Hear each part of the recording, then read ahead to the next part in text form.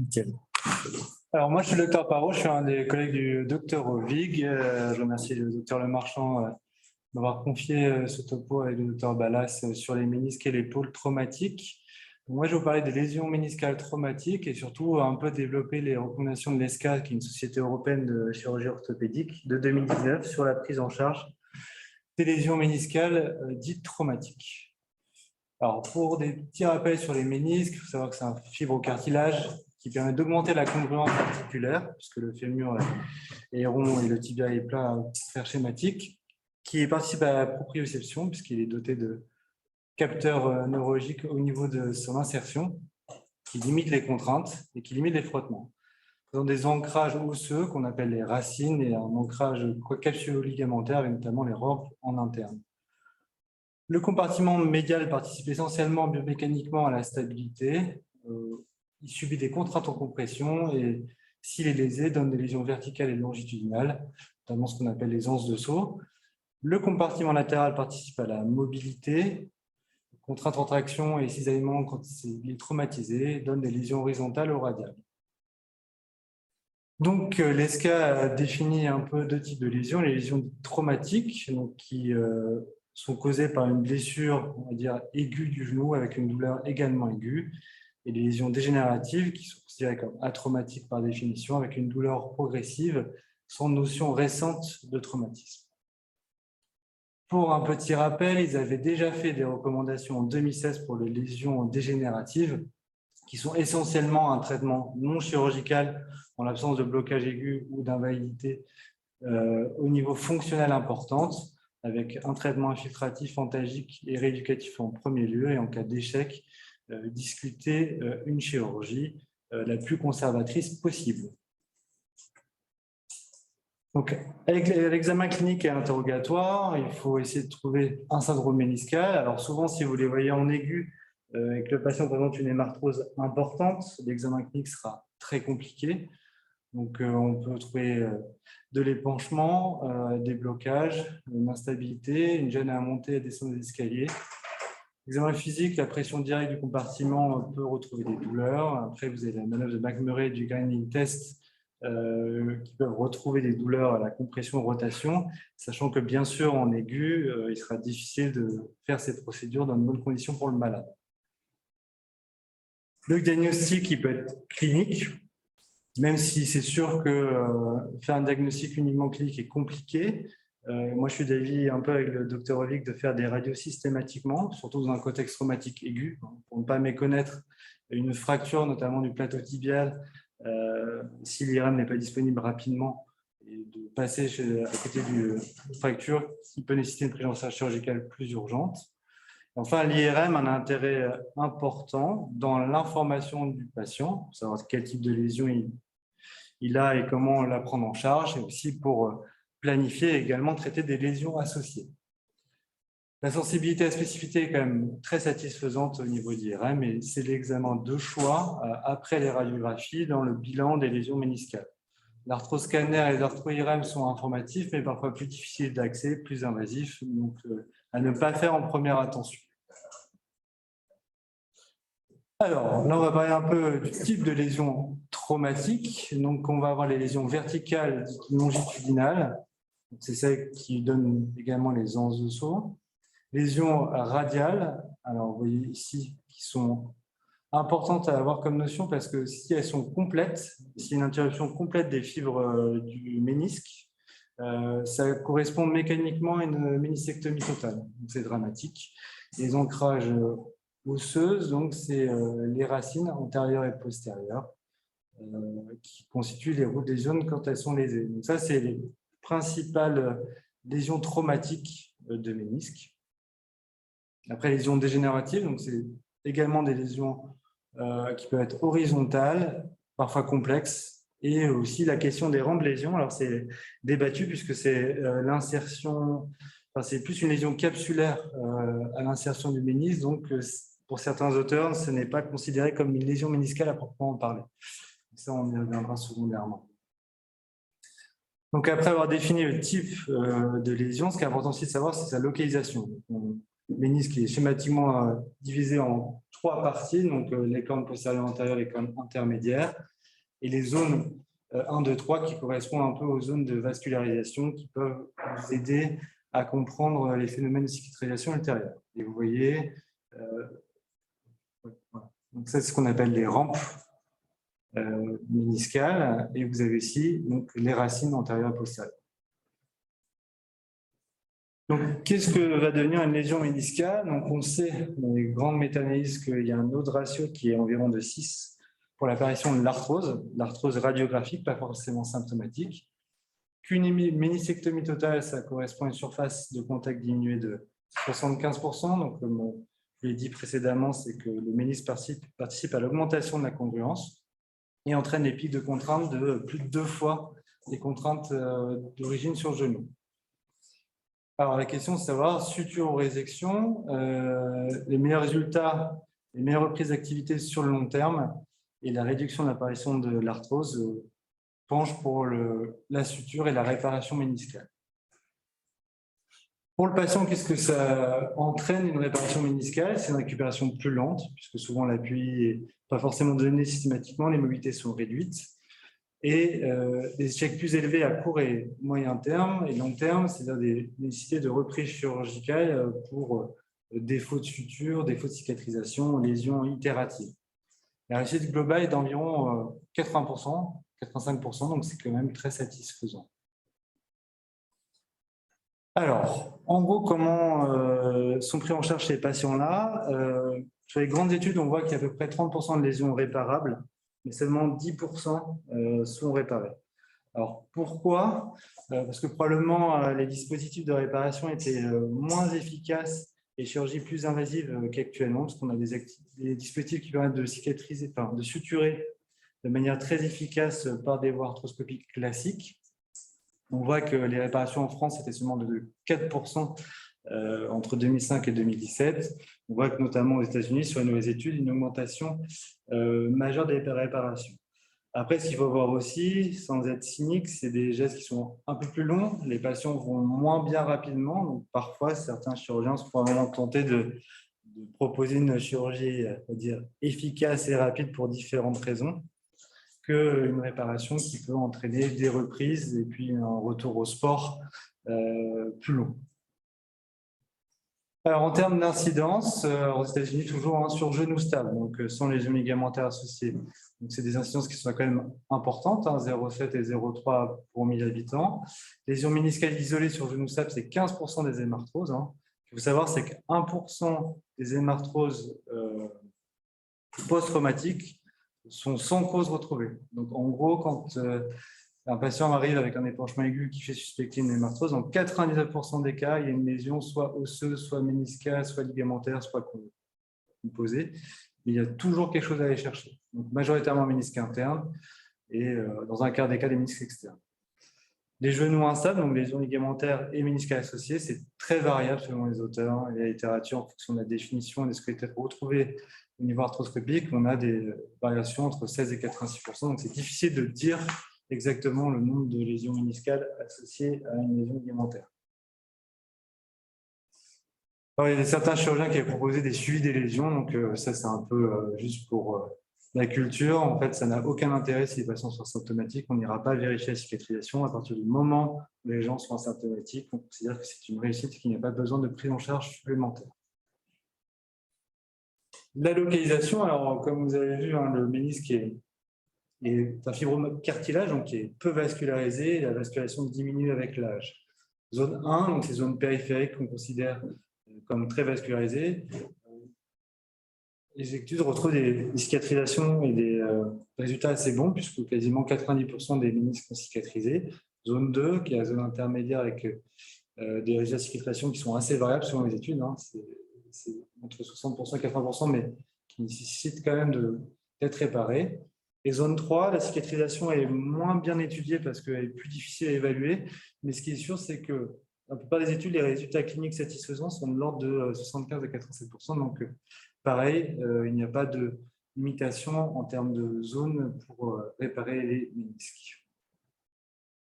termes de facteurs pronostiques, qu'est-ce qui pourrait nous faire pencher dans la balance de réparer ou de ne pas réparer? La taille de la lésion n'a aucun effet, la localisation n'a aucun effet, l'âge n'est pas un critère strict d'exclusion. C'est sûr qu'il faut prendre en compte les composantes dégénératives, hein, puisqu'on voit que la vascularisation décroît fortement avec l'âge. Bien sûr, sur un genou arthrosique, une lésion complexe du ménisque, même s'il y a un traumatisme aigu, la tendance est plutôt à faire une résection méniscale à minima. L'IMC, l'axe et les sports n'ont a priori pas d'influence sur la cicatrisation et donc sur l'indication de réparation méniscale. Alors, la vraie question, est-ce qu'il faut opérer? En différentes études, beaucoup sont étudiées sur genou instable, hein, donc les gens parlent de 0 à 30% d'échecs si le LCR est réparé sans la lésion méniscale, donc c'est assez variable. Ça dit 0%, d'autres 30%, donc c'est difficile de se faire une idée.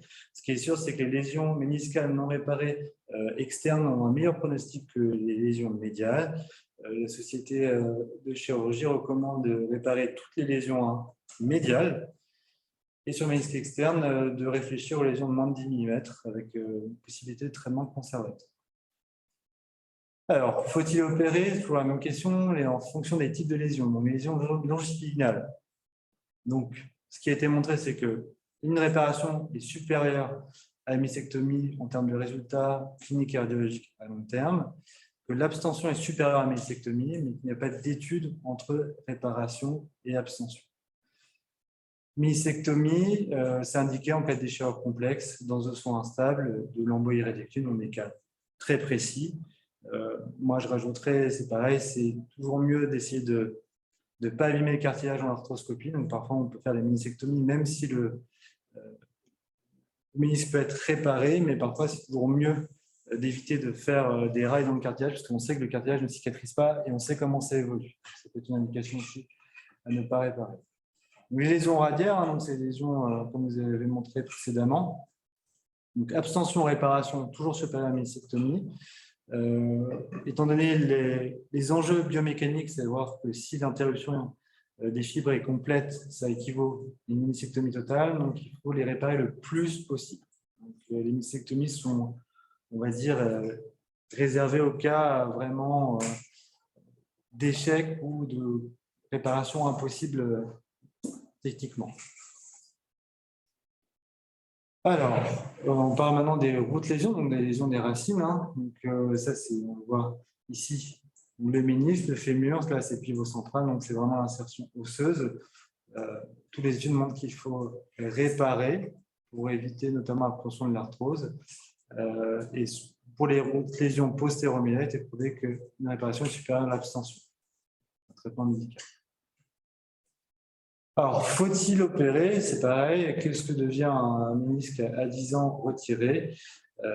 Il y a 22% de patients articulaires radiographiques, donc de l'arthrose radiographique, mais comme je l'ai dit précédemment, c'est de l'arthrose radiographique non clinique à 10 ans, et 85% sont asymptomatiques. Au niveau du ménisque latéral, à peu près pareil, des symptômes, mais les pincements articulaires sont plus importants, mais pareil, uniquement radiographiques.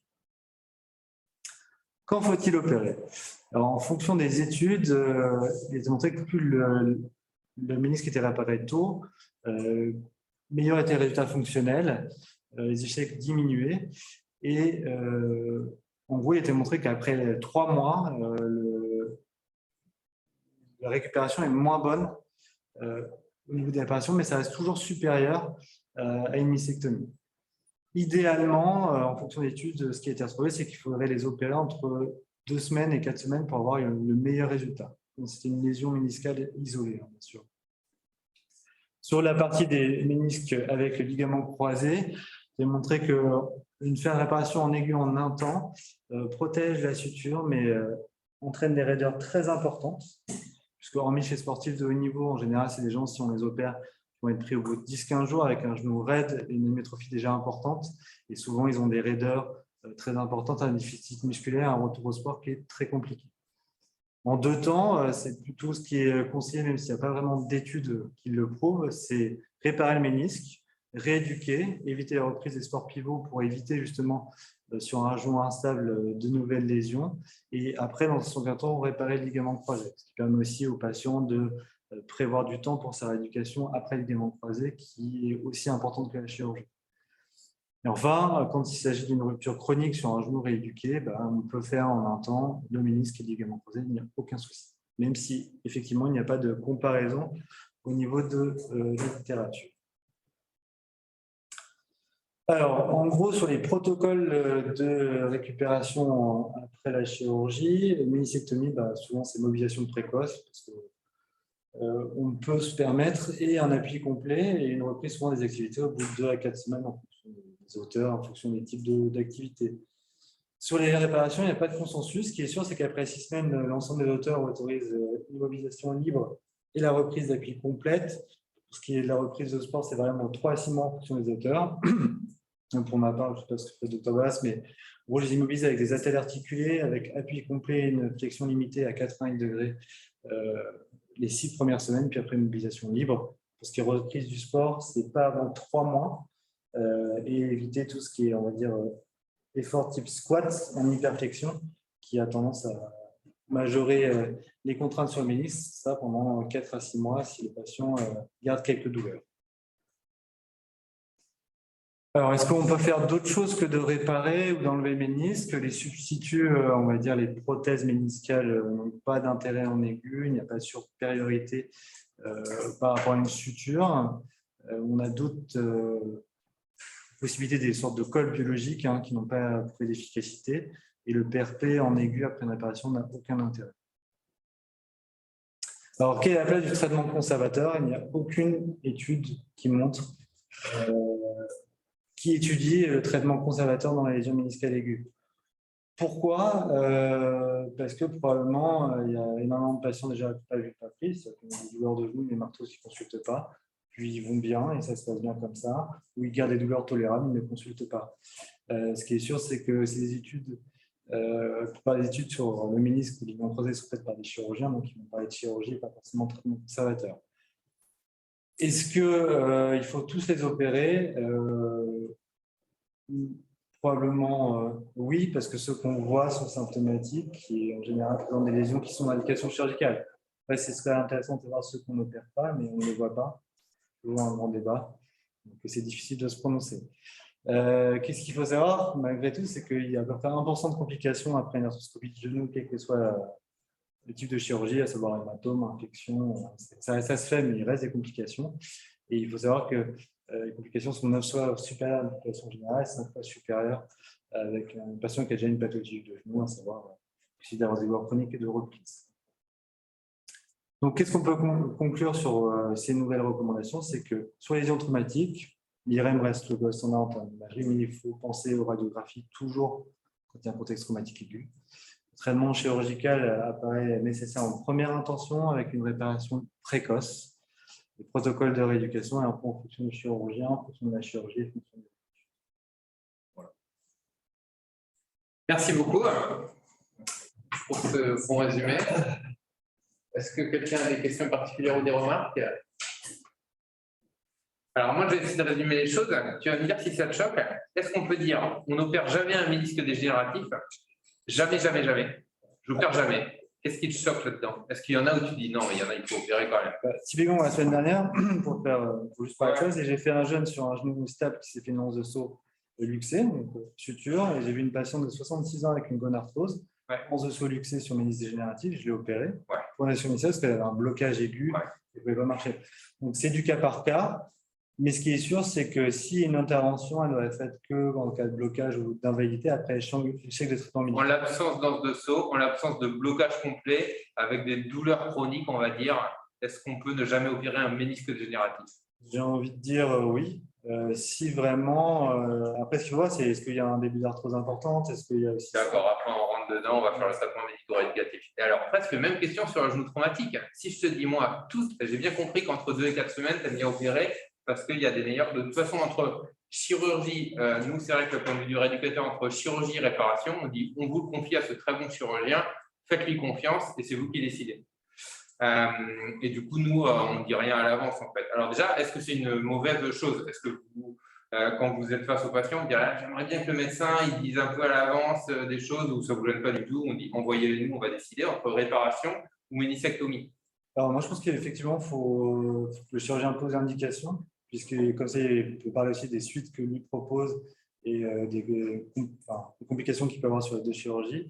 Moi, j'ai envie de dire, sur les genoux traumatiques, il faut réparer le plus possible. Donc, alors, plus possible. Et si moi je dis, je tente le traitement médico-éducatif, parce que globalement, on n'a pas de.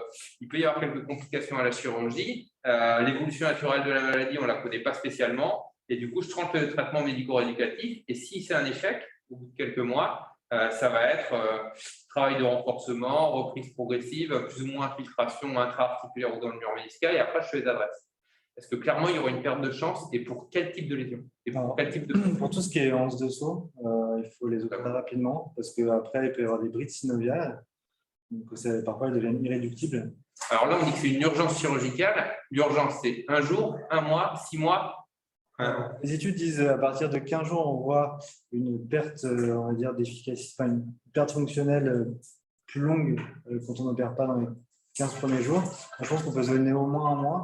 Après, des IRM très précoces, parfois il y a des faux positifs, des faux négatifs. Ce qui est intéressant aussi de voir, c'est de voir s'il n'y a pas une chirurgie ligamentaire à faire à associer ou déjà en parler aux patients en fonction de savoir si à l'IRM c'est positif. Moi, je pense qu'avant 15 jours, hormis blocage aigu, largement le temps. Et après, idéalement, c'est dans les 2 à 3 mois qu'il faut faire. D'accord. Et du coup, est-ce qu'il y a d'autres types de lésions où clairement, dans le traitement médico-éducatif, il y a une perte de chance, en dehors de blocage, danse de saut Et ben, les routes lésions. Hein. Ouais, c'est ça. Et alors ça, mais le diagnostic est compliqué. Parce que l'IRM, l'examen clinique, comment est-ce qu'on fait le diagnostic C'est compliqué. Il faut que ce soit un radiologue qui sache la différence. Ça, c'est vrai. Après, c'est souvent, il n'y a pas de lésion périphérique, donc c'est vraiment localisé sur on garde des racines. Donc, après, si le patient garde des douleurs, un IRM qui est peu contributif, je pense qu'il faut assez vite aller à un arthroscanner ou un arthroscanner. D'accord. Et est-ce qu'il faut tenter l'infiltration avant? On a une douleur mécanique post-traumatique avec limite une IRM bâtarde. On se dit que c'est le ménisque clinique. On va dire, ah là là, c'est le ménisque, l'IRM est à peu près normal, on a toujours un doute, etc. Est-ce qu'on l'envoie au chirurgien ou est-ce qu'on infiltre, sachant que si on infiltre, je suppose qu'on augmente le risque infectieux et après, vous allez peut-être le réparer. Ça, infiltration sur les genoux risque infectieux post-opératoire, je n'ai jamais rien trouvé qui. Donc ça ne gênerait pas toi qu'on infiltre? Non. Après, ce qui peut être on l'envoie, on évalue rapidement. On dit voilà, 15 jours, 3 semaines, 1 mois, et après on l'envoie. Après, ce qui peut être intéressant dans ces cas-là, IRM normal, entre guillemets, examen clinique, on va avoir une lésion méniscale ou autre. Ce qui serait intéressant, c'est qu'ils sont infiltrés en même temps qu'un arthroscanner ou un arthro-IRM pour avoir le bénéfice d'une imagerie plus poussée et en même temps infiltration faite en même temps. Ouais, alors nous c'est ce qu'on fait, mais du coup on a arthroscan en 3 semaines, infiltration, examen clinique, et du coup on est à 1 mois et demi, 2 mois, et puis on l'envoie jamais avant 3 mois en fait.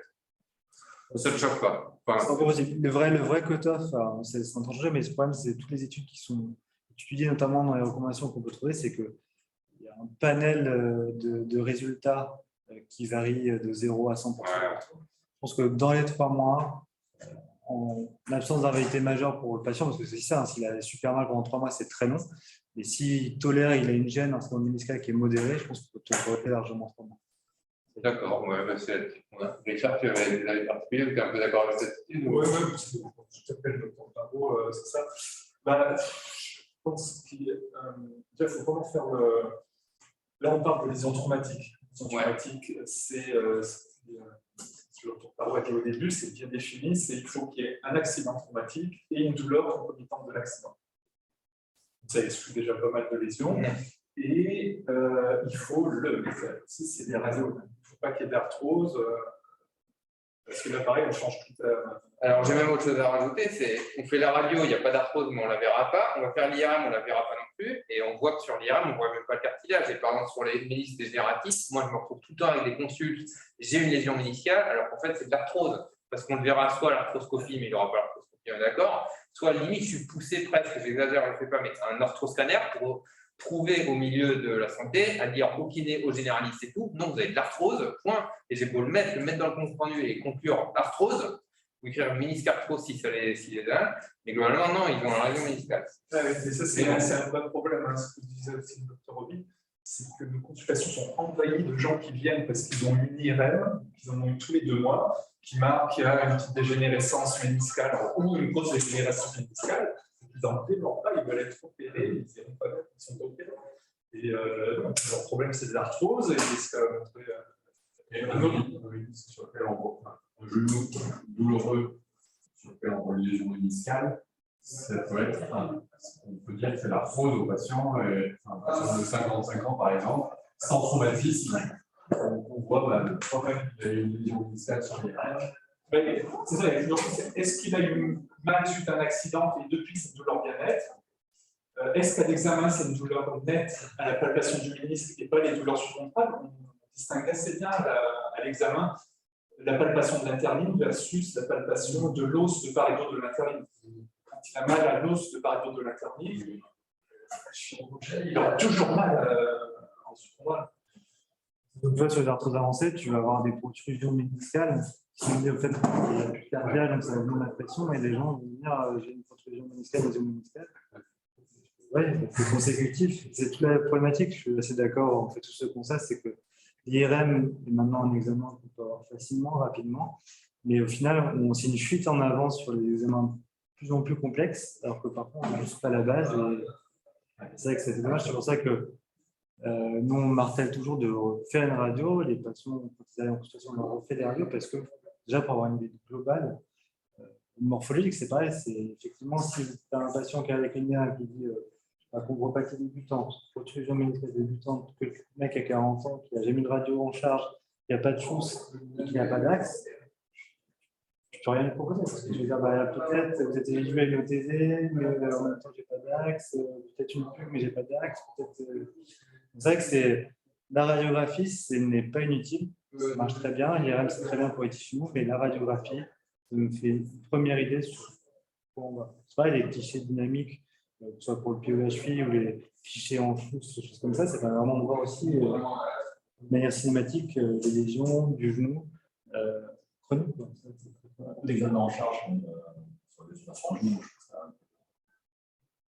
on a plus d'examen en charge. Oui, non, mais logique en fait. C'est comme les pieds. Et ce qui est compliqué aussi, c'est qu'on fait maintenant, heureusement, on fait du diagnostic sur l'IRM et non pas le diagnostic clinique. Donc en fait, si on ne superpose pas les deux, on voit souvent, par exemple, quand on est au cabinet, on arrive avec un diagnostic qui est pauvre parce qu'en fait, il n'y a pas d'examen clinique du genou, de tests médicaux, en demandant de traumatisme. Le traumatisme, c'est un peu compliqué des fois de se repérer dans.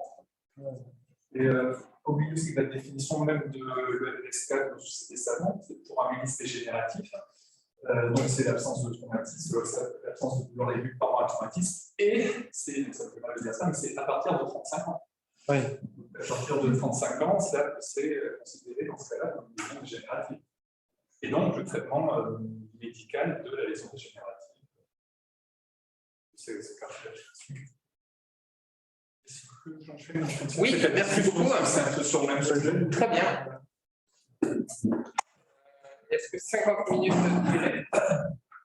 Oui, enfin même, je pensais faire beaucoup moins. Ah, mais beaucoup moins, ça nous va parfaitement. C'est beaucoup plus. Un peu sur l'épaule après. Ah, d'accord, oui, c'est ça. Et après, tu fais un peu sur l'épaule.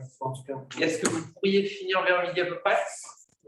Bon, mais très bien, c'est pour vous prévenir à l'avance. Merci beaucoup.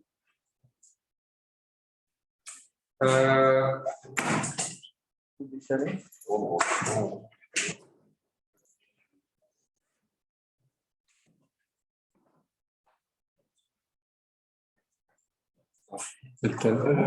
méniscale, oui. Ah. Alors, pour ceux qui nous écoutent, vous nous recevez bien en visio? Oui, on vous reçoit. Ah, parfait, merci beaucoup. Ça nous rassure. C'est lui là. Oui, pardon, déjà.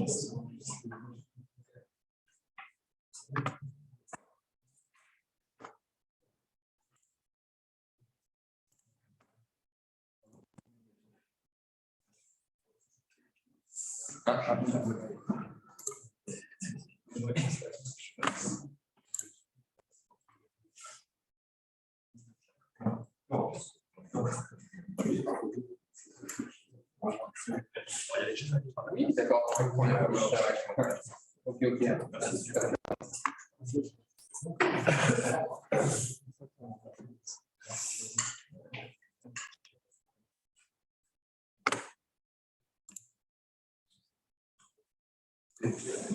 Tu vas les voir aussi. Ah, si, mais.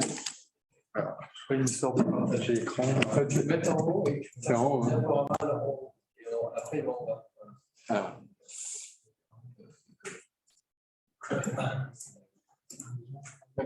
Voilà.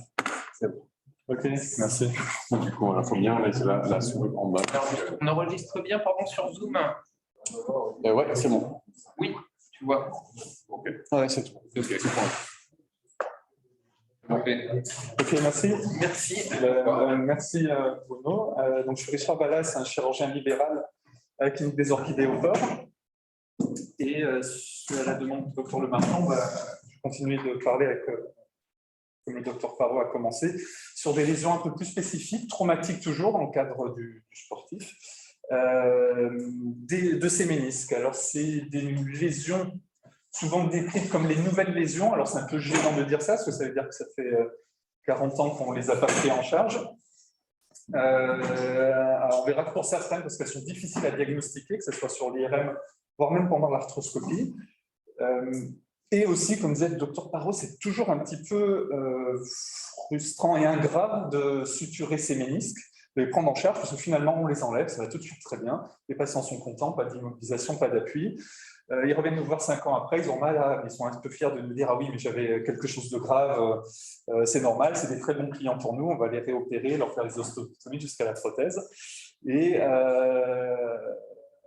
c'est pas bien pour nous du patient. Nos sociétés ont largement communiqué sur nous, Save the Meniscus, sauver les ménisques. Ils ont même, ce qui est un peu exceptionnel, communiqué auprès du grand public pour dire que les ménisques c'était important, il fallait éviter de les enlever à tour de bras comme on a pu faire un peu à l'essor de l'arthroscopie. Mais c'est un peu ingrat parce que les patients sont plus douloureux le premier mois, ils ont plus mal, ils sont plus raides. Il y a un protocole post-opératoire un peu plus strict en termes d'immobilisation, d'exercice, d'appui, etc. Donc c'est un peu tout ça qu'on va voir. Si vous voulez bien. Alors, dans ce qui va nous intéresser sur ces deux lésions un peu particulières, c'est non seulement les attaches méniscales. Donc le ménisque, on conçoit tous que c'est un amortisseur, que c'est quelque chose qui est épais, qui va amortir la charge, mais il faut imaginer que cet amortisseur, il est attaché sur un socle. S'il n'est pas attaché, cet amortisseur part et extrue, se déplace et n'a plus sa fonction d'amortisseur. Ce qu'il faut aussi garder en mémoire, c'est que les fibres de collagène dans ce ménisque sont horizontales et sont circulaires. C'est un anneau. Et ce que disait le docteur Parot tout à l'heure, c'est qu'il faut garder cet anneau. C'est-à-dire que si cet anneau est rompu par une lésion radiaire, eh bien, il n'y a plus aucune fonction puisque cet anneau va s'écarter à l'appui du fémur sur le tibia. Et donc, il n'aura plus ses fonctions d'amortisseur et de congruence avec le fémur. Donc voilà, ces ménisques, en plus, tout ce qu'on connaît, ce qu'on représente assez facilement, c'est aussi donc un rôle de congruence, c'est un stabilisateur du genou. Et s'il est ouvert, comme les lésions radiaires, comme les lésions des racines, ça correspond à une ménisquectomie totale. C'est-à-dire que si on prenait le ménisque, on l'enlevait complètement, et ben ça reviendrait au même en termes de mécanique, de biomécanique, d'amortissement des chocs, de répartition des contraintes et de stabilité. Donc, on va parler des lésions des racines. En fait, en vidéo, on voit en bas, c'est ça, on voit pas en haut. On voit en bas. Ok. Peut-être que tu peux même filer du. Je ne sais pas si ça marche. Ouais, ça va avec mon cheveu. Comme je vois que tu es jeune, je ne voulais pas. Merci. Donc, ces lésions des racines, elles sont plus fréquentes au niveau des ménisques internes. C'est un peu associé à la frontière quand même avec les lésions dégénératives. C'est ça qui va être un peu embêtant parce qu'on sait qu'on a des lésions biomécaniques importantes, mais chez des patients qui peuvent commencer à être arthrosiques dégénératives. Ça se voit aussi en cas de rupture des ligaments croisés, mais dans ce cas-là, ça se voit aussi sur les ménisques latéraux, mais dans ce cas-là, c'est quasiment uniquement dans le cadre de rupture de ligaments croisés antérieurs quand on a des déchirures, des désinsertions des racines méniscales latérales. Et donc, il y a ce schéma souvent qui explique le rôle du ménisque qui va caler la citerne pour l'empêcher de bouger, pour amortir son poids. Mais il faut aussi avoir... Ah, pardon, truc qui n'est pas passé, mais ce n'est pas grave. Il faut aussi penser que ces cales doivent être attachées au plateau de la remorque pour avoir son effet. Sinon, la citerne va bouger, va écarter les ménisques de part et d'autre, qui, même s'ils sont présents, intacts, épais, de bonne qualité, n'auront néanmoins aucun effet biomécanique. Alors, ces lésions des racines, et bien finalement, quand on a commencé à s'en intéresser, on s'est rendu compte qu'elles n'étaient pas si rares que ça. C'est jusqu'à 9 ou 10% dans les lésions du croisé antérieur. Sauf si on ne sait pas les diagnostiquer, c'est peut-être possible, mais en tout cas, elles sont très fréquentes. Elles sont le plus souvent au niveau de des racines postérieures. Quand on les retrouve au niveau des racines antérieures, c'est qu'elles sont souvent iatrogènes, soit après un enclouage du tibia, pour faire passer le clou dans le tibia, il faut rentrer un petit peu quand même sur la surface préspinale, là où s'attache le ligament interméniscal, là où s'attachent les cornes antérieures des ménisques, et elles peuvent être lésées. Après reconstruction d'un ligament croisé en faisant le tunnel tibial, pareil, on pourrait imaginer que ce tunnel tibial arrache la corne antérieure du ménisque. Donc, dans le cadre de traumatologie, on va plutôt s'intéresser aux lésions des racines postérieures. Alors, cliniquement, il n'y a pas grand-chose qui différencie ces lésions des autres lésions méniscales traumatiques. Ce sont des douleurs méniscales, bien-être à la palpation du ménisque. Ce qu'on peut retrouver de manière un petit peu différente, c'est que c'est des patients qui peuvent avoir des hémarthroses. Ainsi, quand il y a une lésion méniscale, le genou gonfle ou pas, il est douloureux, mais les hémarthroses sont plus rares. Là, on les verra peut-être un peu plus parce que c'est une zone quand même très vascularisée à l'insertion, au niveau de l'insertion osseuse qui peut saigner un peu plus. Ça va volontiers nous donner des ressauts méniscaux avec cette corne, cette partie postérieure du ménisque qui va se balader, se coincer dans les chancrures. Et clairement, une lésion des cornes postérieures associée à une rupture du croisé antérieur, ça augmente l'instabilité rotatoire et le pivot shift de ces patients qui ont des ruptures du ligament croisé antérieur. Pour les lésions des racines médiales, c'est un petit peu associé, comme je vous disais, un peu à la frontière au dégénératif, avec des facteurs favorisant le caractère dégénératif, c'est-à-dire le varus et l'obésité. Alors, c'est difficile à les voir sur l'IRM. Il faut que l'IRM soit bien acquis et que les plans de coupe passent par les plans d'insertion de la racine. Alors, avec un scanner, on peut reconstruire, avec l'IRM un peu moins. Du coup, si l'acquisition n'a pas été faite dans les bons axes, c'est un peu plus dur de le retrouver. Donc, sur une coupe frontale, on voit assez facilement cette racine postérieure qui est en discontinuité avec le reste du corps méniscal, c'est assez évident. Sur une coupe sagittale, qui passe par cette lésion, disons, radiaire du ménisque médial, on voit une disparition de ce ménisque. Pareil sur les coupes horizontales où on passe un petit peu vite, souvent sous l'examen, il faudrait peut-être s'arrêter un peu plus et on peut voir un hypersignal sur la zone de rupture de continuité correspondant à un arrachement des cordes postérieures. Mais encore une fois, sur l'IRM, on va diagnostiquer 3/4 de ces lésions et 1/4 vont passer inaperçus à l'IRM. À l'IRM, on va plutôt chercher finalement des signes indirects. Les signes indirects, ce sont l'extrusion du ménisque interne. On a dit le ménisque n'est plus attaché sur la plateforme tibiale. Du coup, quand le condyle fémoral au-dessus s'affiche sur le tibia, le ménisque a beau être présent, mais il est extrué, il part sur les côtés, il n'a plus de rôle. Et donc, normalement, sur l'IRM, ce bord méniscal doit s'arrêter au niveau du cartilage. Quand il est extrué chez un patient jeune qui n'a pas encore de pincement, ce n'est pas normal. Et c'est que ce ménisque n'est plus attaché.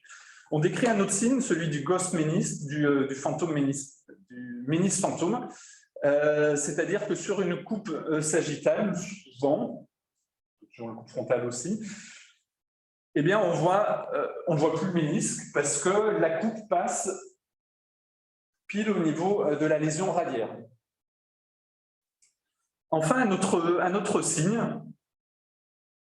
le ménisque, c'est aussi c'est pas considéré, c'est le ménisque médial, c'est aussi un frein secondaire à la translation antérieure. Le premier frein le plus important, c'est bien sûr le ligament croisé antérieur, mais le deuxième, c'est la partie postérieure du ménisque interne. Et si ce ménisque interne n'est plus attaché, encore une fois, à son socle tibial, hein, comme la partie antérieure, on devrait le retrouver au-dessus du tibia, là, il est expulsé à l'extérieur du tibia, du coup, il repose sur rien, sur du mou, eh bien, le plateau tibial est translaté vers l'avant. Et donc ça, c'est un signe indirect. Surtout s'il n'y a pas de rupture du ligament croisé antérieur, c'est un signe indirect d'arrachement de la racine postérieure du ménisque médial. Ces lésions des racines, encore une fois, ça peut être un peu à la frontière avec les lésions dégénératives. Donc, par pitié, les patients viennent avec des radios et des radios de Schuss au minimum en charge. Si l'arthrose est évoluée, que le patient, pour reprendre la discussion tout à l'heure, n'a pas de blocage, n'a pas de ressaut, et finalement, c'est des douleurs globales de dérangement interne, on commencera par un traitement conservateur. Si c'est le cas d'une lésion traumatique, un patient jeune, un accident, une douleur concomitante à l'accident, eh bien, on va proposer un traitement chirurgical pour réinsérer ces lésions.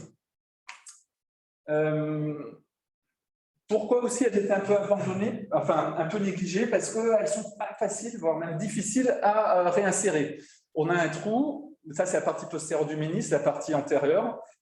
Comment rapprocher tout ça? On a une classification de la PRAD, pas tellement de répercussions cliniques ou pronostiques.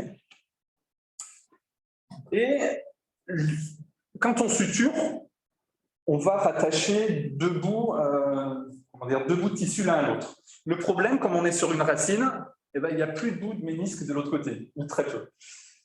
Les systèmes de suture méniscale ont évolué, on arrive à faire tenir des ménisques, mais faire tenir le ménisque sur un os, c'était quand même plus difficile. Et on utilise maintenant des systèmes de forage et d'ancrage dans le tibia pour réparer ces cornes postérieures du ménisque. Donc là, on a le fémur au-dessus, le tibia en dessous, et on a la corne postérieure du ménisque qui, vous voyez, est mobile, elle se déplace, elle n'est plus attachée. Et finalement, si on n'avait qui peut être passé inaperçu à l'IRM, et si on n'avait pas recherché par des voies d'abord postérieures, on serait probablement passé à côté. Donc, on va la suturer, on l'accroche par des fils. Ces fils, on va faire un tunnel tibial, un forage de l'os, et ces fils vont être passés dans le tunnel tibial, qu'on ne voit pas, il est un peu en derrière. Hein. Alors, c'était aussi négligé parce que techniquement, c'est un petit peu difficile d'aller voir, c'est ce qu'on appelle la zone aveugle. C'est un peu difficile d'aller voir derrière ce qui s'y passe. Mais voilà, le principe, c'est ça, c'est de faire un tunnel dans l'os, de passer des fils dedans, et ces fils vont être apposés sur une petite bandelette métallique, elle-même apposée sur l'os, pour tenir cette racine insérée à la partie postérieure du ménisque. Une autre type de lésion, où donc on voit là assez bien sur ces images le fait que la désinsertion de la racine postérieure entraîne une mobilité importante du ménisque qui va s'extruire dès que le fémur va être en appui. Là, on est en arthroscopie, donc il n'est pas en appui, il y a de l'eau en pression, du coup, le fémur ne touche plus le tibia. Mais normalement, il appuie dessus et le ménisque part sur les côtés, n'a plus du tout son rôle d'amortisseur. De la même manière, on va le faufiler. On a fait un trou dans l'os, on passe les fils dans l'os, on les fixe dans l'os pour avoir ensuite un ménisque stable qui ne se translate plus ni en avant ni en arrière.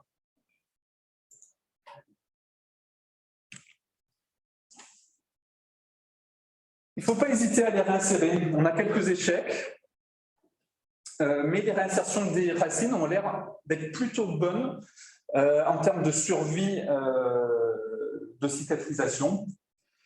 Mais même si elles étaient moins bonnes, il faut prendre le risque d'avoir un échec et de réopérer ces patients jeunes pour ne pas voir se dégrader cette arthrose. Donc les réinsertions et les sutures méniscales sont bénéfiques sur l'arthrose. La réinsertion améliore les scores fonctionnels et les scores subjectifs, et on a aussi des meilleurs scores radiologiques, des meilleurs scores cliniques, plutôt que la ménisectomie.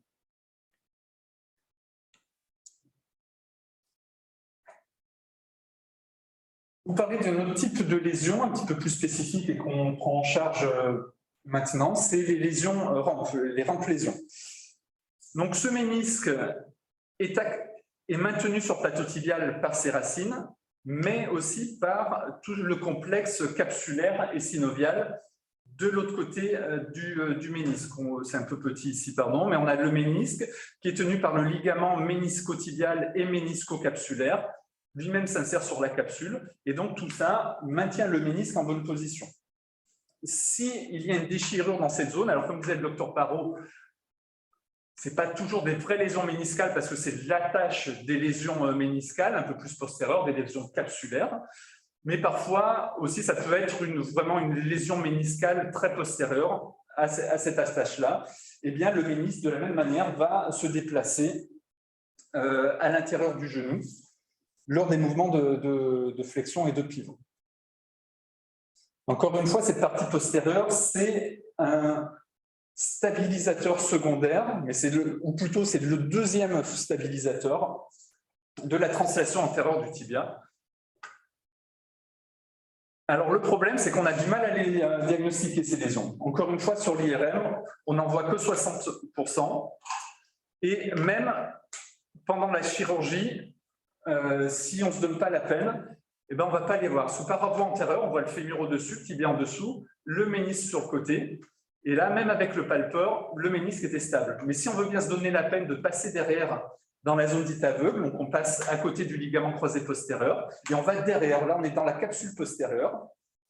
Et si on veut bien se donner la peine de regarder ici, on va voir la partie postérieure du ménisque, la partie méniscale, la partie capsulaire et une déchirure entre ces deux lésions, entre ces deux parties. Donc, le ménisque n'est plus attaché à son socle postérieur et ça va faire des lésions mobiles et douloureuses. Et c'est probablement nos échecs de ligaments croisés qui continuent d'être douloureux parce qu'on n'a probablement pas recherché ces lésions postérieures. D'ailleurs, je commençais à être un peu inquiet en me disant je ne peux plus faire un ligament croisé sans suturer un ménisque. Ça coûte une petite fortune. On doit passer une 50aine de fixations méniscales par semaine. Sachant que pour une suture méniscale, on passe 2 ou 3 sutures. En fait, ça coûte très cher, c'est chronophage.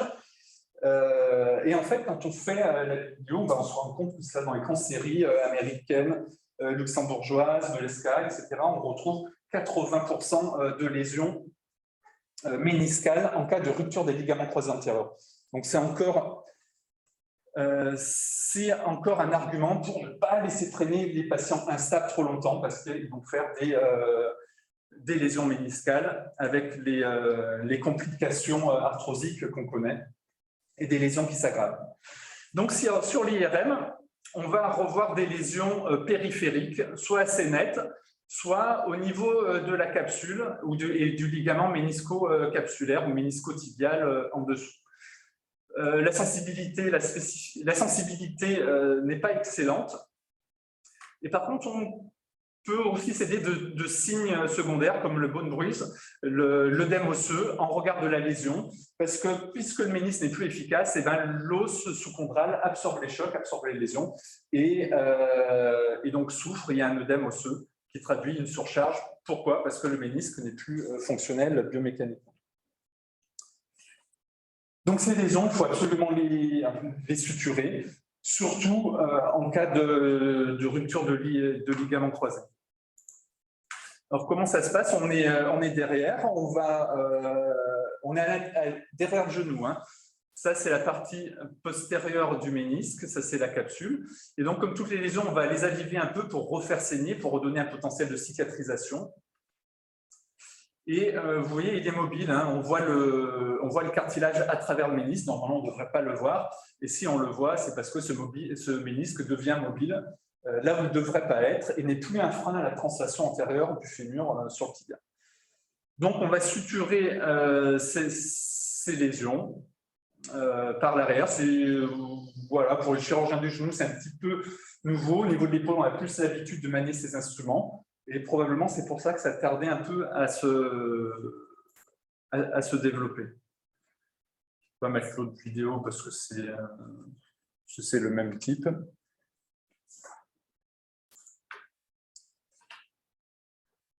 En conclusion, quelques messages, c'est que je pense qu'il faut qu'on prenne le risque de les suturer, absolument conserver ces ménisques.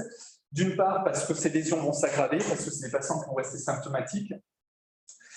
C'est des patients qui vont aggraver leur instabilité ou le devenir. Ça protège de l'arthrose. Il faut vraiment se donner les moyens de les rechercher, soit sur l'IRM, bien sûr, mais quand on opère un ligament croisé antérieur, encore une fois, 80% des ruptures de ligaments croisés antérieurs sont associées à des lésions méniscales. Il faut aller les chercher dans les recoins, derrière, sous les ménisques, etc., et les suturer. Il ne faut pas oublier d'évaluer l'arthrose, des radios toujours. Je crois que je termine. Parfait, merci beaucoup. Une question, je n'ai pas compris. Les racines seules ne peuvent pas maintenir le ménisque en place. Il faut qu'il y ait aussi des rampes sur ça. Ou sont atteintes, les racines ne maintiennent pas le ménisque, évidemment. Oui, alors finalement, les racines vont maintenir l'anneau fermé. Finalement, quand la racine est déchirée, c'est plus le ménisque qui va s'extruire et ne plus avoir sa fonction. Quand il y a une rampe lésion, finalement, le problème, c'est que ça ne va pas retenir le fémur de se translater en avant et ça va augmenter l'instabilité liée au ligament croisé antérieur. Ou plutôt inversement, c'est elle qui va freiner la translation antérieure quand il n'y a plus de croisé et qui va finir par se déchirer au bout d'un moment. Les rampes sont déchirées parce que le ligament croisé est atteint dans le même mécanisme ou elles sont postérieures sur une partie de différence. Alors, il y a les deux. Quand on voit des vidéos de footballeurs qui ont des gros accidents de torsion du genou, avec un genou qui part à 45 degrés, on imagine volontiers que le croisé se rompt, mais il faut imaginer que la capsule va certainement se rompre au bout d'un moment. Donc, il y a certaines lésions qui arrivent d'emblée parce que le premier frein, le croisé se rompt, et le deuxième frein, qui est la capsule postérieure, va aussi se déchirer et faire une lésion rampe. Si elle ne s'est pas déchirée initialement, c'est elle qui va assurer la stabilité qui reste de translation antérieure du tibia.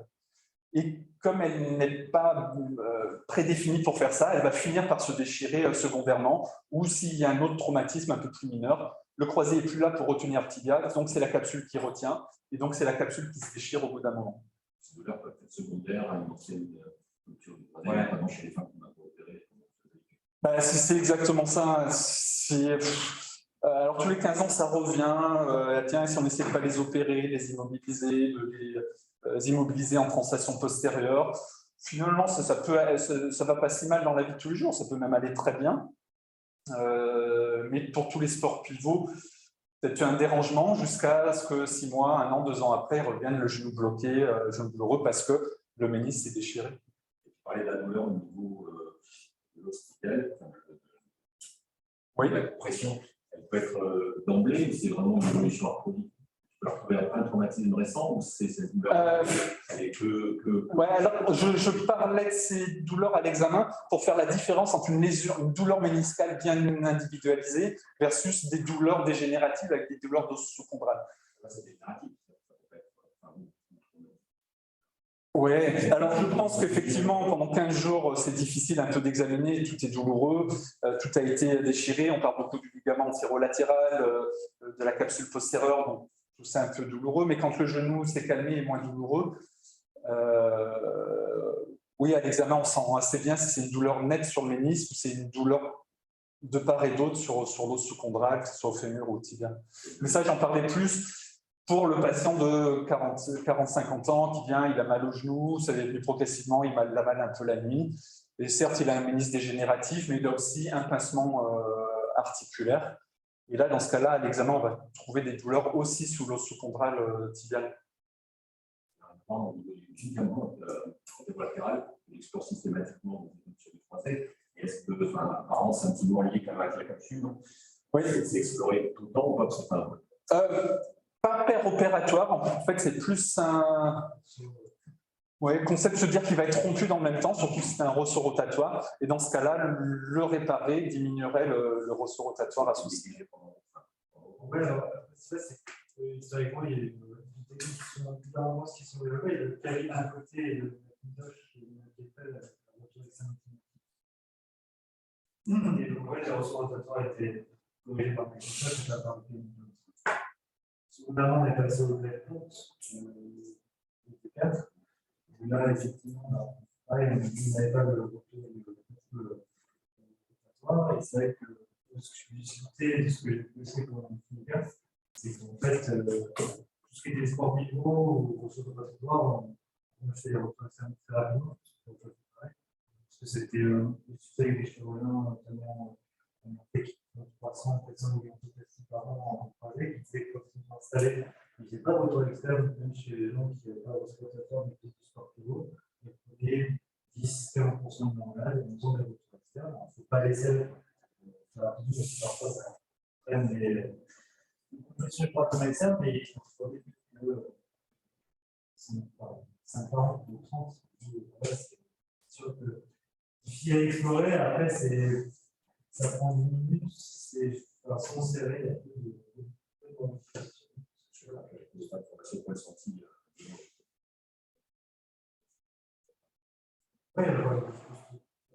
Jean-Marie Fayard, qui était mon chef à Santi, néanmoins ami, effectivement, c'est pas ce que je fais, c'est pas forcément ce qui se discute. Quand j'ai mon clinica, mes chefs faisaient beaucoup de retours externes, mais le faisaient, comme tu disais, sur les premières techniques, de retournement de fascia lata. Et je trouvais que les suites étaient tellement longues pour un résultat tellement aucune supériorité que je ne les ai pas continué à les faire et je ne me suis pas remis à les faire. Mais effectivement, il semble montrer que ça diminue le ressort rotatoire et la stabilité secondaire. Merci beaucoup. Comme je suis gardien du temps, peut-être j'organise une autre journée sur le pérignon croisé, une journée entière en 4 jours alors une semaine, moi, on va pas discuter. On a 20 minutes pour les épaules. Ouais, on va essayer de discuter un peu ça le temps. Il va y avoir des gens qui montent dans la salle. Merci en tout cas, Richard, pour cette excellente photo de grande qualité. J'ai vu en visioconférence au monde national et filmé et enregistré. C'est lequel, ça? C'est les Et maintenant, après avoir parlé de genoux, on parle des épaules, un autre gros sujet auquel on est confronté extrêmement fréquemment à la médecine du sport et sur lesquels la prise en charge et le consensus ne sont peut-être pas parfaitement établis en médecine. C'est exactement ça. Alors là, en 20 minutes, on ne peut pas traiter toute l'épaule, mais je trouve parler d'une lésion un peu particulière, l'épaule du lanceur. Il va y avoir ici peut-être moins, mais à l'époque, on avait pas mal, notamment dans l'Est, parce que le handball et le volley. Et après, aux États-Unis, sur tout ce qui est le pitcher au baseball. Souvent, ce qui se passe au membre inférieur, encore plus discuté au membre supérieur, les résultats cliniques sont tellement variables et pas forcément très bons. Donc,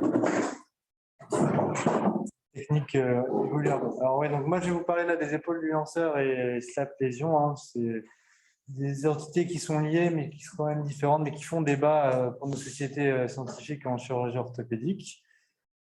Donc, qu'est-ce qui nous fait penser à ça? Donc, c'est des gens qui ont potentiellement des sports de lancer, donc type baseball, des mouvements où l'armée du bras est sollicitée contre résistant. Donc, ça peut être le tennis, volleyball, handball, ou parfois post-traumatique, notamment rugby. De toute façon, les rugbymen font à peu près tous les traumatismes qui existent. De toute façon, ils vont ressentir des gênes, des craquements, une perte de force progressive. Surtout un peu ce qu'on appelle un dead arm syndrome. Alors, c'est un peu particulier, c'est quand les gens vont amorcer le lancer. Une fois qu'ils ont dépassé un certain degré de rotation externe, ils vont sentir une gêne douloureuse avec une perte de force et quasiment une impossibilité de finir le geste du lancer. Donc, c'est un impact variable sur les performances sportives et sur la vie quotidienne. Aux États-Unis, l'incidence aujourd'hui est retrouvée de 143 pour 100 000 habitants. Alors, ça fait débat puisque c'était un peu, quelques années, la case un peu poubelle en disant que les épaules douloureuses du sportif sans lésion autre, on va dire que c'est des épaules du lanceur ou des flaques lésions. Donc, la physiopathologie est très discutée. Certains disent que c'est micro-traumatismes répétés lors de mouvements de lancer. D'autres vont parler de micro-instabilité. D'autres vont parler de traumatisme direct, notamment Valch, qui est un chirurgien français, sur les chutes avec fonction de force. Non, mais ce matin, il faisait plus frais vu que c'est un peu humide. Ouais. Ah ouais. Comment on fait pour mettre...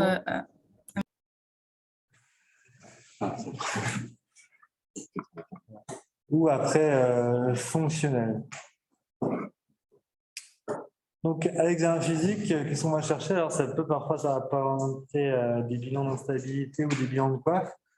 Le relocation test, pardon, donc c'est un douleur à l'armée du bras en rotation externe abduction, et quand vous faites une compression antéro-postérieure, une disparition de douleur, parce qu'on considère qu'en hyperrotation externe, il va y avoir une translation antérieure de l'humérus par rapport à la gaine qui engendre le conflit. Qu'est-ce qu'on va retrouver à l'examen physique? Ce qui est très important et qui fait un peu partie de ces pathologies de l'épaule du lanceur, c'est qu'on va avoir des rotateurs internes très très forts, des rotateurs externes déficitaires, une hyperlacticité en rotation externe, et il y a deux tests à chercher. En gros, c'est le Global Internal Rotation Deficit, qui est supérieur à 20 degrés, et le Total Range of Motion Deficit, qui est supérieur à 5 degrés. Donc, grosso modo, c'est-à-dire quoi? C'est quand on utilise on analyse la RE2 du côté dominant, donc chez un lanceur, on va voir qu'il y a une hyper-rotation externe, donc chez ce patient, il y a 20 degrés de différence. Et en gros, la rotation interne est limitée, puisqu'on voit qu'il y a une rotation interne à 45 degrés du côté dominant et une rotation interne de 80 degrés du côté non dominant. Donc ça, c'est le déficit de rotation interne est de 45 degrés et le déficit de rotation est de 35 degrés. On peut aussi avoir associé ou comme causalité, puisque les étiologies sont mal connues, ce qu'on appelle le six scapula.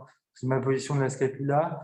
On va avoir une prédominance du bord inféromédial de l'omoplate, des douleurs de la coracoïde et ce qu'on considère comme une malposition, et une dyskinésie dans les mouvements, c'est-à-dire qu'à l'élévation du bras, il va y avoir un décollement postéromédial et des douleurs. Parfois, on peut avoir aussi une raideur au niveau du petit pectoral qui est séquelaire ou qui est causée et qui est la cause par exemple de cette pathologie. Donc c'est toujours difficile de faire la part des choses. C'est pour ça que c'est probablement sous-diagnostiqué et parfois mal pris en charge.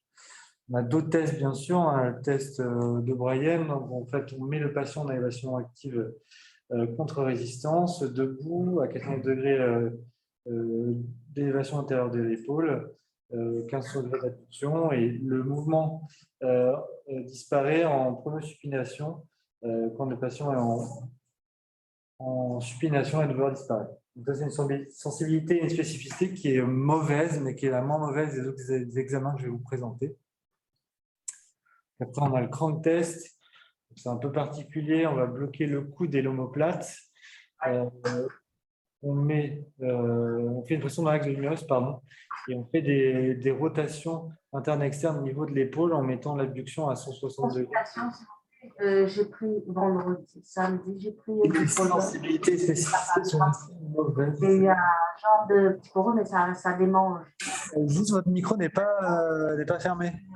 J'ai pris du Diprozone à la pharmacie, mais ça n'a pas passé. Ça n'a rien fait. Ça commence à ça démange tout. Est-ce que je peux en voir un autre, s'il vous plaît?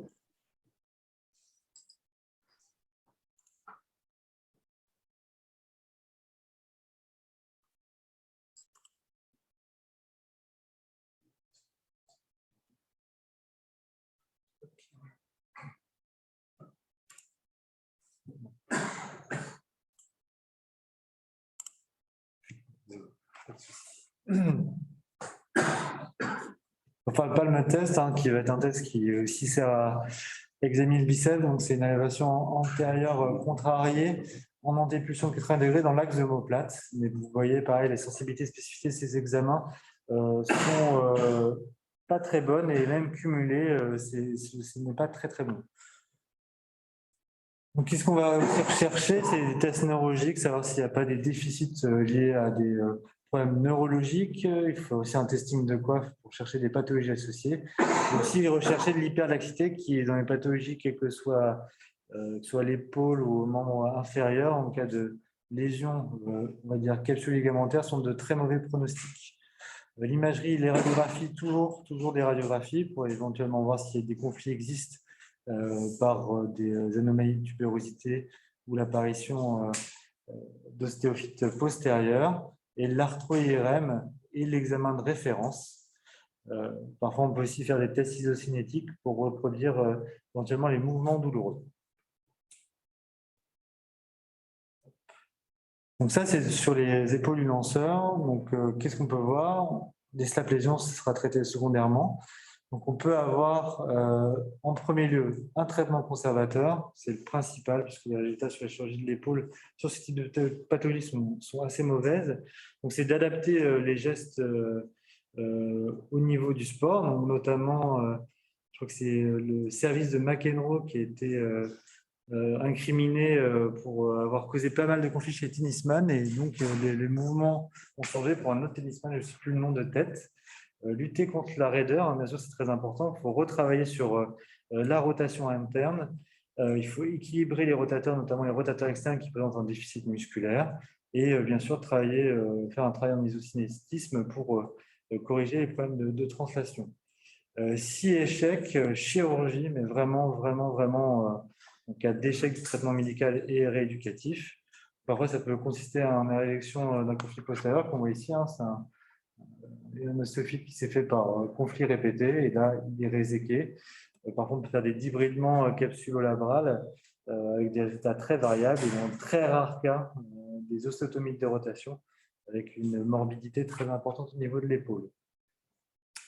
Alors maintenant, qu'est-ce que c'est les slap lésions? Donc, c'est supérieur labrale antéro-postérieure lésion. Donc, il y a 4 types. En fait, ça correspond au fait que probablement, en fonction de l'étymologie, sur certains mouvements, le biceps tire sur son insertion labrale, qu'on voit ici. Donc, le stade 1, ça va être une fissuration sur des insertions. Stade 2, des insertions complètes. Stade 3, une sorte de danse de saut. Le labrum, c'est un peu comme un ménisque au niveau de l'épaule. Et la stade 4, qui est une lésion complexe qui irradie au corps du tendon biceps. Parfois, on peut avoir des diagnostics différentiels arthroscopiques. Ça, c'est un peu pour la culture. Buford complexe, donc une corde qui est liée entre le labrum et le biceps, qui est physiologique. Donc, on a l'impression qu'il y a un trou ici, mais en fait, c'est totalement physiologique. Et après, il y a le sublabral hall qui est à ce niveau-là, qui correspond à pareil à un trou physiologique qui n'est pas une vraie lésion du labrum. Donc, ce qui fait débat en littérature, c'est qu'en gros, des traitements chirurgicaux marchent très, très, très mal, et que quand on fait les grands registres suédois, seuls 7% des lésions SLAP sont opérées. Donc, ce qui est, on va dire, ce qui est retenu, c'est que le stade 1 peut effectuer une sorte de débridement. Le stade 2, qui est très variable en fonction des auteurs, soit on fait une réinsertion labrale, soit on fait une ténodèse, une ténotomie du biceps en fonction de l'âge. Donc, si on considère que le biceps est à l'origine des tractions et des lésions labrales, on va le couper sur sa portion intra-articulaire, soit ne pas le réinsérer, soit le réinsérer en dehors de l'articulation. Pour la lésion de type 3, donc on est sur des résections de la lésion d'anse de saut, l'équivalent ténodèse et ténotomie, et stade 4, ténodèse ou ténotomie en fonction de l'âge. Il faut aussi traiter les lésions associées, parce que parfois, sur ça, c'est l'éducation, le renforcement musculaire dans un premier temps. Parfait, merci beaucoup. Le temps est parti, bon. C'est intéressant, oui. Alors, nous, en tant que médecin du sport, on est confronté à ça. Du coup, ce qu'il faut retenir, c'est qu'il n'y a pas que les tendinopathies de poids, tout simple. Il faut aller les rechercher, à l'imagerie. Il Nous, de notre côté, qu'est-ce qu'on fait? On individualise au mieux, on pose des questions sur le geste, l'intensité, on réalise au mieux. Tu peux dire aussi ce que tu fais, Eric, mais bon, renforcement musculaire, rééquilibrage, travail du geste. Dans les sports armés comme ça, des rotateurs externes qui marchent pour en excentrique, pour des équilibres, rotateurs internes qui attirent vers l'intérieur, on a une bonne position de. Beaucoup d'épaules de manière générale, mais sur des slaps lésions, on en a peut-être une à deux par an max. Parce que quand on fait le tri, ceux qui sont diagnostiqués, qui sont rééduqués, qui ont une indication chirurgicale, qui vont vraiment assez mal pour leur proposer une chirurgie qui est un résultat assez variable, en fait, il reste les personnes. On trouve surtout un bon rééducateur. Exactement. Ouais. Et puis, effectivement, faire toujours pareil, de la communication avec le patient, expliquer que ce sera long, difficile. En fait, tu disais sur l'intensité du travail, c'est que l'intensité du travail arrive quasiment à la fin. Et en fait, il faut éduquer le patient. Donc, il travaille imminent, genre de ça par la maison. Et après, à la fin, tu peux travailler de manière intense. Pour arriver là, pour moi, le temps de remettre tout en place, que le mot-plate tienne comme il faut, son mobilier, ça prend du temps pour expliquer aux gens de la place. Si on fait de la rééducation fonctionnelle, c'est long. On va reprogrammer quelque chose qui dysfonctionne depuis longtemps. Les problèmes aussi neuro, d'image de mouvement, tout ça, c'est hyper compliqué. Enfin, c'est quand même une chose, si on veut faire bien. Je peux changer de place, mais c'est compliqué parce que c'est une programmation neuromotrice. Et ouais, c'est ça. Sur l'image du mouvement, se montrer quel mouvement peut être. Et montrer qu'on peut avoir des ressources différentes. Et ça, c'est hyper long parce que c'est du travail vraiment de proprioception. Déjà, le patient, déjà lui montrer pourquoi ça ne fonctionne pas, lui faire ressentir, se montrer c'est facile, lui faire ressentir pourquoi ça ne fonctionne pas. Et après, essayer de reconstruire un nouveau mouvement dans la reprogrammation de l'exercice. Et la coordination entre le centre de kiné et le terrain de sport. Parce que certains vont au kiné en écrivant reprogrammation sportive, à la limite, on défend un entraîneur, on dit bon courage, et j'espère qu'en salle de kiné, il va prendre la raquette, il va frapper. Peut-être que sur l'un ou alors, à la fin, il a mal, on lui donne pour combien de temps, et puis à la limite, on tombe le coup, et à la fin, on s'est évalué le niveau sur le sport. Ça commence un peu. On travaille quelques préparateurs sportifs qui nous ont aidés.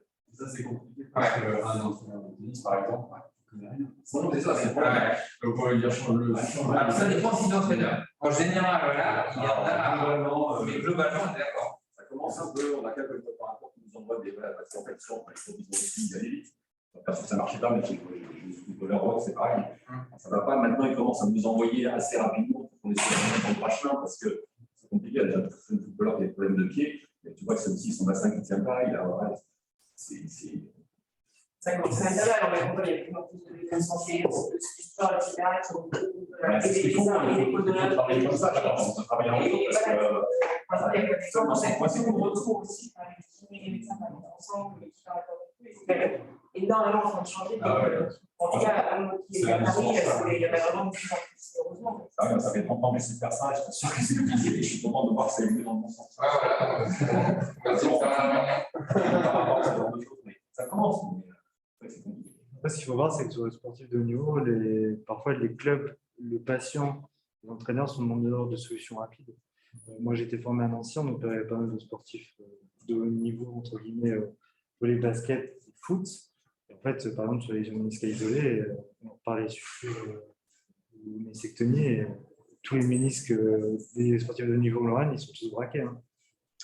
Tu leur dis, c'est toujours pareil, moi j'ai une carrière courte, l'entraîneur il faut que tu joues rapidement à les compétitions.